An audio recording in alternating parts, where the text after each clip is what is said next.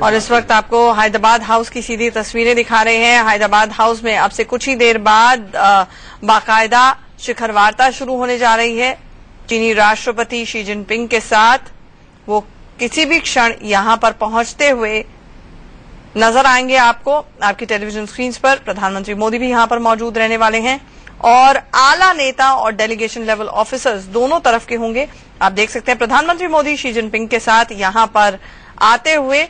अब marathon talks बस शुरू होने जा रही हैं और टोन और टेनर क्या रहेगा हमने देखा कल किस किस्म की ये गोल्डन हैंडशेक की तस्वीरें देखिए शी जिनपिंग और प्रधानमंत्री मोदी के बीच में। दोनों ही नेता बहुत स्ट्रांग लीडर्स उभर कर आए हैं, पूरी मेजॉरिटी है, पूरा सपोर्ट है। वो करके दिखा सकते हैं जो शायद इससे पिछले 10 साल में जो नेता थे वो नहीं दिखा सकते थे। अब इनके सामने सबसे बड़ी चुनौती यही है कि जब दोनों इस कमरे से बाहर निकलेंगे तो क्या कुछ अपने देशों के लिए अच्छे दिन और खुशखबरियां लेकर आएंगे। आलोक जी, देखिए, खुशखबरी तो वही होगी जो हम इसके पहले भी बातचीत कर रहे थे कि किस तरह से रेल के क्षेत्र में, पावर के क्षेत्र में दूसरे ढंग से हम कैसे अच्छा रह सकते हैं और कैसे शांति बनाए रख सकते हैं। बॉर्डर पर ज्यादा तनातनी और न बढ़े, जो चाहे उसको दूसरे लोग प्रेरित करते हों या सेना की तरफ से भी कहीं कोई हरकत होती है, इसी गतिविधियों को कैसे आगे शांतिपूर्ण ढंग से वो भी चलता रहे बातचीत। और यहाँ पर आर्थिक विकास में एक दूसरे की जो गरीबी, मैं तो ये मानता हूं कि सबसे बड़ी बात है, शहरों की बात तो की ही जा रही है, लेकिन चीन में भी जितने गांव हैं वहां की गांव और भारत के गांव की स्थिति में सुधार के लिए यदि पावर सेक्टर में भी कुछ काम होता है, कम्युनिकेशन में होता है, तो उससे कैसे जनता को लाभ मिल सके, ये लक्ष्य हमें मानना चाहिए कि उसके बाद कुछ उभर करके सामने आएगा। और आपको बता दें चर्चा में इस दौरान हमारे साथ कर्नल अनिल कौल जी वीआरसी रिटायर्ड भी जुड़ गए हैं। सर, ये बताएं कि दोनों नेता जो हैं वो बहुत स्ट्रांग लीडरशिप है उनकी, दे नो देयर माइंड ये कहा जाता है इनके बारे में। ये वो कर दिखा सकते हैं जो शायद इससे पहले मुमकिन नहीं था। ऐसे में नाउ और नेवर वाली स्थिति इन दोनों के लिए है, खास तौर से जब बॉर्डर का सबसे ज्यादा कंटेंशियस इशू आता है।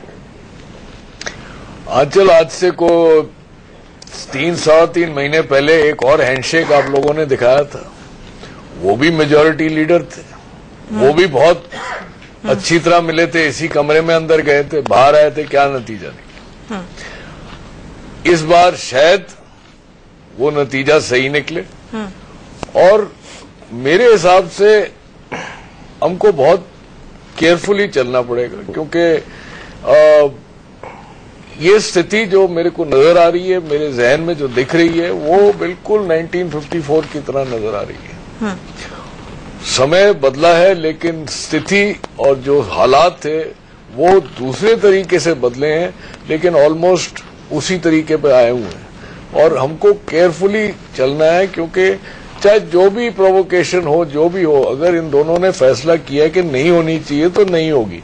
लेकिन जो मैंने पहले भी दूसरे कहीं बोला था कि जिस तरीके से पाकिस्तान में एक डीप स्टेट की बात है, क्या पीएलए जो चाइना की आर्मी है, चाहे चाइना के आर्म फोर्स है, क्या वो भी एक किस्म का डीप स्टेट चलाते हैं कि यहाँ पे प्राइम मिनिस्टर साहब यहाँ पे वार्तालाप करने आए और वहां पे पीएलए हरकत कर रही है कि नहीं कर रही है, वो अलग बात है।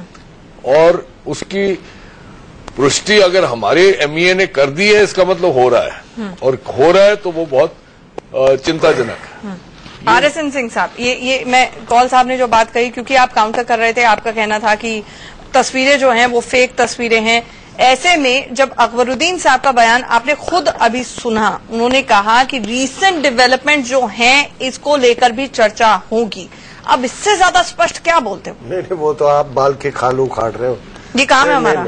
मैंने भी बड़े उससे बड़े ध्यान से उसका, उन्होंने कहा कि तमाम ये मुद्दे जो है, इनकर्शंस, चेंज ऑफ इन परसेप्शन, नहीं इनकर्शंस और ट्रांसग्रेशन तो सर वो बोल ही नहीं पाए, वो शब्द का इस्तेमाल नहीं कर पाए, लेकिन मतलब वही था। He has not used the word incursions, he has not used the word transgressions. Border के जो से ताल्लुकात रखने वाली चीजें, वो तमाम चीजें उठाई जाएंगी। लेकिन आप देखिए, ये बहुत ही मिस्चीवियस है कि जब आप एक लॉजिकल बात कीजिए। मैं दोबारा कहता हूं कि एक कंट्री यहां पे एक स्ट्रैटेजिकली कॉम्पिटिटिव मोड में है जापान के साथ, उसके $35 बिलियन के जो ऑफर से वो रैटल्ड हो गया। आपके यहां $100 बिलियन देने आएगा, वो आदमी इनकर्शन करवाएगा। और जहां तक रही कि पीएलए का वो सवाल, इस बात को मत भूलिए कि शी जो है प्रेसिडेंट शी, वो चेयरमैन मिलिट्री कमीशन के चेयरमैन भी हैं। और शायद आपको नहीं है, एक परिंदा भी वहां नहीं हिलता है सीएमसी के ऑर्डर के बिना। तो ये कहना, और मैं आपको बता दूं आज के बाद, अच्छा सिंह साहब नहीं, आज ये जैसे ही चले जाएंगे, मैं तमाम टीवी चैनलों को भी कहूंगा, आपने देखना सारे इंकर्शन खत्म हो जाएंगे, सारे इंकर्शन खत्म हो जाएंगे, उसके बाद एक भी इंकर्शन नहीं होगा। सिंह साहब, अच्छा चलिए, अभी एक इंकर्शन की बात नहीं कीजिए, लेकिन कौल साहब ने जो बात की कि कई बार ऐसे डेंजर्स होते हैं, डर होता है मन में, खौफ होता है, वो इसलिए भी है कि मैं तो शायद उस वक्त पैदा भी नहीं हुई थी, लेकिन हमें बताया जाता है कि हिंदी चीनी भाई भाई लाउड स्पीकर पे बजता था उस वक्त।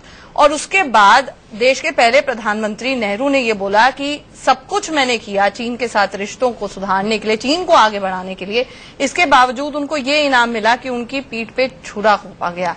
अब ऐसा जब इतिहास हो तो क्या ये सब चीजें नजरअंदाज हो जाएं, और वाकई क्या सम्मान भारत का और भारत के अंदर जिस तरह से इंट्रूजन्स होती हैं, इस मुद्दे को उठाए बगैर हम क्या सोचते रहें कि बहुत अच्छा आर्थिक व्यापार हो रहा है, शांति बाद में देख ली जाएगी। आपने जापान से बात क्यों किया?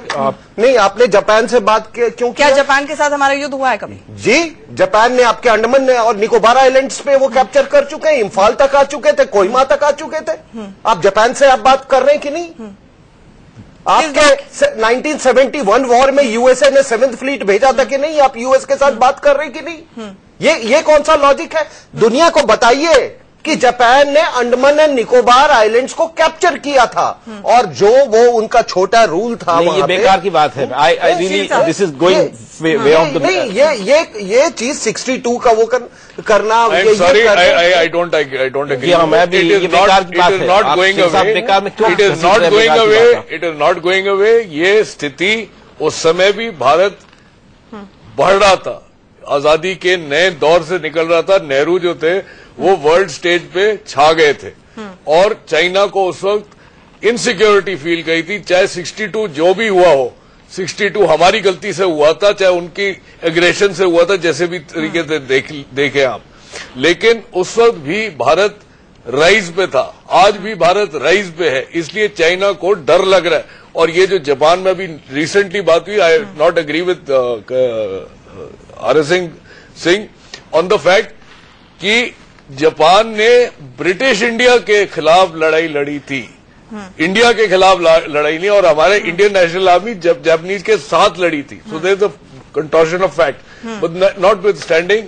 आज की तारीख में चाइना को जो हमारे से डर है कि वो यूएस के साथ चाइना के खिलाफ एक्सेस ना बना ले, इसलिए ये ओवरचर्स हो रहे हैं। और अभी आप जो देख रहे हैं, हमको केयरफुली चलना है। मेरा कहने का मतलब है, जो भी आप फैसला करें, चाहे वो इन्वेस्टमेंट हो, चाहे वो स्ट्रेटेजिक हो, चाहे वो डिफेंस हो, थोड़ा इत्तेहाद से फूंक कर कदम रखें, क्योंकि जैसे हम देखते हैं आपकी मार्केट में चाइनीज गुड्स जब आते हैं तो नो वारंटी नो गारंटी होती है। और आर.एस. सिंह साहब, उस जमाने में नेहरू ने बैन करवा दिए थे जापानीज गुड्स भारत में, क्योंकि चीन के साथ हमारी एथनिसिटी, क्लोजर रिलेशंस और उन सबको बढ़ावा देना था। इसके बाद क्या हुआ? सन 62 हुआ ना, इस पर भी आएंगे। तो उसकी छाया कितनी रहेगी इन टॉक्स पर? और हैदराबाद हाउस में ये वार्ता शुरू हो चुकी है, इस पर भी हम आएंगे, पल पल की खबर आप तक पहुंचाएंगे। एक छोटे से ब्रेक के लिए रुकना पड़ रहा है।